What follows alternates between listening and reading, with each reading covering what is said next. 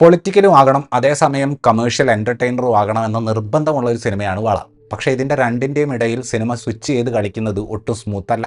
പടത്തിൻ്റെ ഒരു ഭാഗത്ത് ധ്യാൻ ശ്രീനിവാസനും ലുക്മാനും തമ്മിൽ ഒരു മാർക്കറ്റിൽ വെച്ച് ഫൈറ്റ് നടക്കുന്നുണ്ട്. ആ ഒരു ഫൈറ്റിന് വേണ്ടി ലുക്മാൻ അവതരിപ്പിക്കുന്ന പോലീസ് കഥാപാത്രത്തിൻ്റെ പ്രായോഗിക ബുദ്ധി നല്ല രീതിയിൽ സിനിമ കുറച്ച് കാണിക്കുന്നുണ്ട്. കഥയുടെ അവസാനം വളയുടെ ഉടമസ്ഥാവകാശം തെളിയിക്കാൻ ചെയ്യുന്ന കാര്യം കാണുമ്പോൾ എനിക്ക് തോന്നിയത് വളരെ ബ്രില്യൻ്റായ രാഷ്ട്രീയം പറയുന്ന മോശം നിലവാരമുള്ള വിഷ്വൽ എഫക്ട്സിൻ്റെ ഷോട്ടുകൾ ഇല്ലാത്ത ഒരു ഷോർട്ട് ഫിലിം ഉണ്ടാക്കാനുള്ള മെറ്റീരിയൽ ഈ സിനിമയ്ക്ക് ഉണ്ടായിരുന്നു എന്നാണ്. പക്ഷേ ഓരോ സീനും അത് ആവശ്യപ്പെടുന്നതിലും കൂടുതൽ നേരത്തേക്ക് വലിച്ചു നീട്ടി കൊണ്ടുപോകുന്ന ഈ പടം ആളുകൾ അതിനെ എങ്ങനെ ആക്സെപ്റ്റ് ചെയ്യും എന്നതിൽ ബോധേഡ് അല്ല എന്ന് തോന്നുന്നു.